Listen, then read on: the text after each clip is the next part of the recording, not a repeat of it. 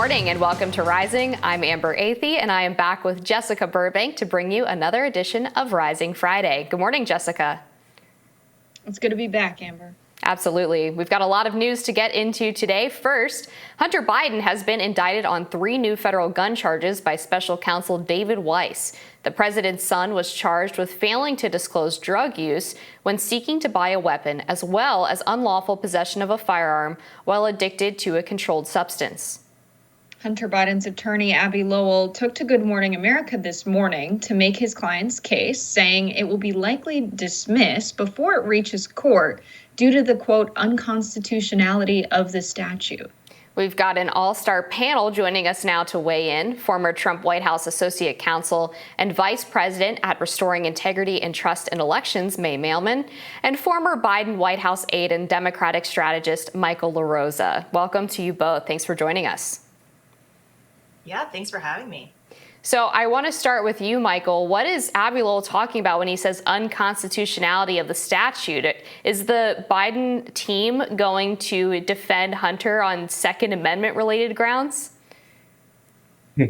No, I believe it was the Third and Fifth Circuit who have found the statute unconstitutional. So that's what he's referring to. That there are, I guess, it's put both parties in kind of an awkward irony, I guess, that one is fighting for limits on gun rights and the other isn't. May, I want to bring you in here as well. What do you make of this recent development? I mean, folks have been following the Hunter Biden case for quite some time. We thought they had reached this agreement that he wouldn't be prosecuted for this. Now he is being prosecuted for this. Does this put the attorneys in a position where they were not prepared to defend Hunter Biden, and that's left them in kind of a predicament here? Yeah, I mean, there's awkwardness all the way around. And if I was Abby Lowell, I would not be counting on this statute being unconstitutional. But yeah, so as was exposed by the New York Times of all places, that the DOJ wasn't planning on bringing anything against Hunter Biden. They were completely slow walking this. And then you had the whistleblowers come. So then they decided to bring a plea deal. And then the judge said this plea deal seems extremely bizarre. So then that broke down so that they decided to bring the lowest level charge. And we still don't actually know what they're going to do with the charge. A plea deal is still possible even after an indictment has been brought. There's no reason why he would be charged to the full extent of all 3 charges. Just the diversion of agreement, which means they weren't going to bring it in the first place, is done. So I do have a lot of questions about why they were dragging their feet. And I guess we'll never have answers to that from David Weiss, because he's now been made a special counsel to insulate himself from himself. So I guess we have to wait for the House to tell us what's going on here. But I don't expect that the Department of Justice is going to be entirely forthcoming, because this is an ongoing case.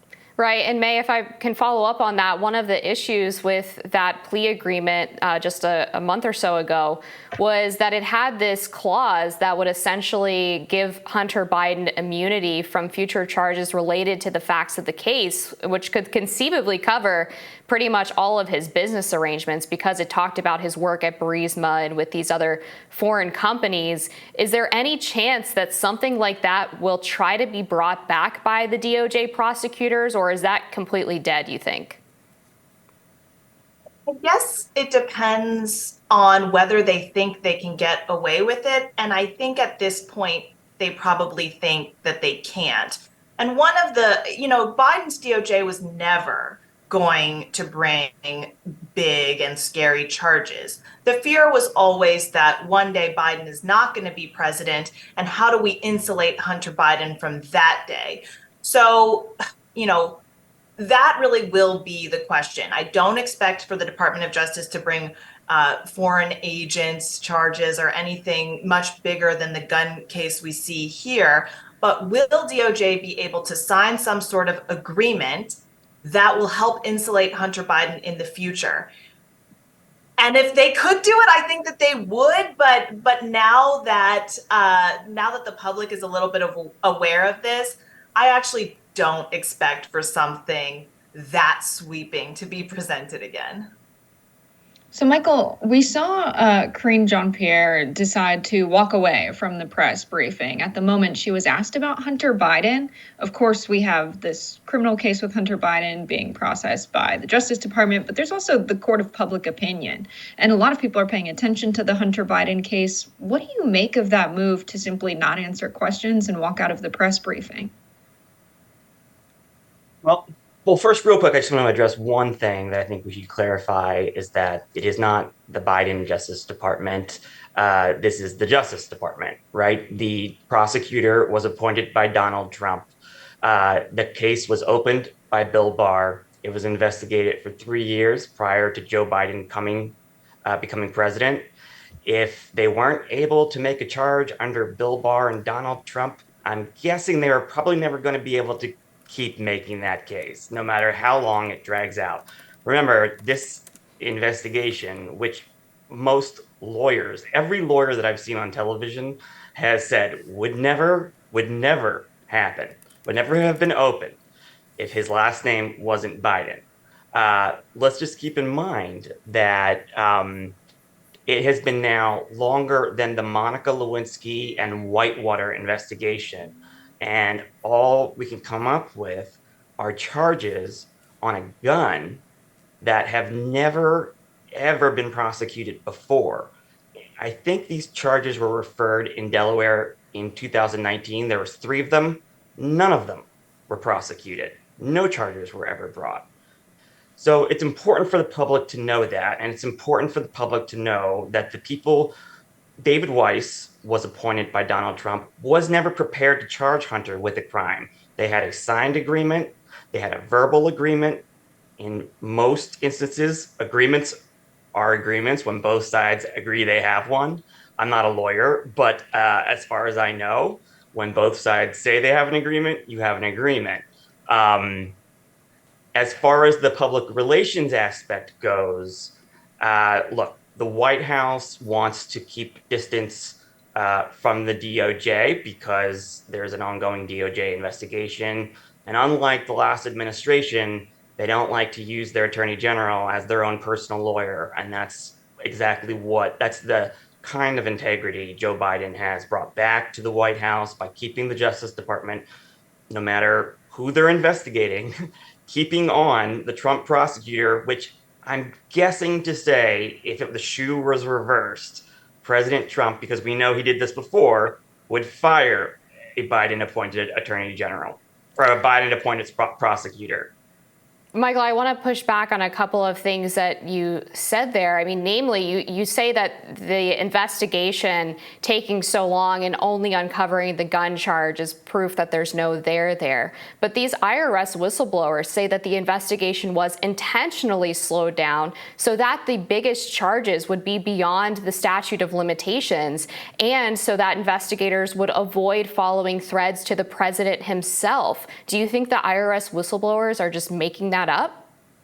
Well, 2 things. The senior investigator at the FBI said, actually, yes, they were. That never happened. David Weiss himself has actually said he had all the authority in the world. Well, he's changed his story, though. He said he had all the authority. He had all the latitude he needed to bring charges. He himself wrote that in a letter to Congress. All that's changed now, he has a different title bump or a different title. But the facts of the case have not changed. Well, David Weiss has actually given different statements regarding how much authority he actually had to bring charges wherever he wanted to. Yeah, you should read the letter.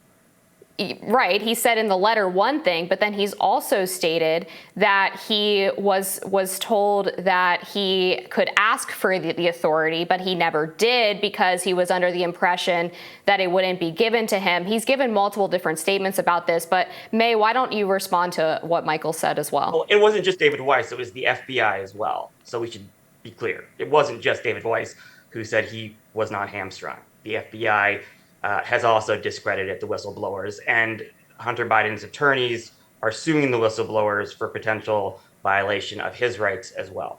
I don't think discredit is the right term. The FBI has given a different statement, but May, why don't you go ahead and respond?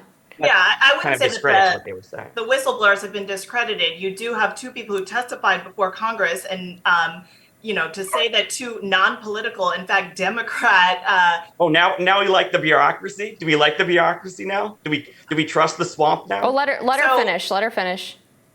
Right, have testified before Congress, have said that there were 6 witnesses, and then I don't know exactly why the special counsel status wasn't given. But if you do want a special counsel to figure out what's happening, who you don't want is David Weiss, right? You want somebody who actually does not have some question around whether there's coordination with Maine justice here, whether they actually are insulated. And I know we hear a lot about this was Trump's person, but we have to remember that this is Delaware. Delaware has 2 Democrat senators. Those senators are the ones that supported David Weiss. Delaware is a state that has been run by Biden's for 50 years. I mean, President Biden was elected 50 years ago. So to say that this person is completely insulated from Biden influence, is somehow some sort of Trump hack, I think is going to be difficult for the American people to buy. 3 years under Donald Trump's DOJ. 3 years. We know he fired U.S. attorneys all the time. When they were investigating him, he fired them. He could have fired David Weiss at any time. They could have replaced him with an even more Republican. I don't know when it's going to be enough, really, to satisfy everybody's obsession with the president's son. But millions of Americans pay taxes late, file late, pay penalties and interest, and so did Hunter Biden. And again, a gun charge that has never been prosecuted before. Well, this is based on multiple millions of dollars that are coming from foreign sources, and the whistleblowers are saying that they're not even able to ask questions about some of it. So you do have some text messages saying that you need to give 10% for the big guy. The whistleblower said that they wanted to follow up on that and that they were not given that authority. Now, that might be true. They might be just making it up. Maybe they just went to Congress and made it up. I don't know why they would do that. But I think that you would have to answer that question. Why are these whistleblowers inventing stuff about the inability for them to prosecute this case as they say they would prosecute any case? Well, the IRS whistleblowers were not investigators, first of all. Burisma had nothing to do with the scope of the Justice Department's investigation. Absolutely nothing to do with that scope of the investigation. So you're right. They had no jurisdiction over anything that was coming into Hunter Biden's bank accounts, coming from any place of employment. So that makes a lot of sense.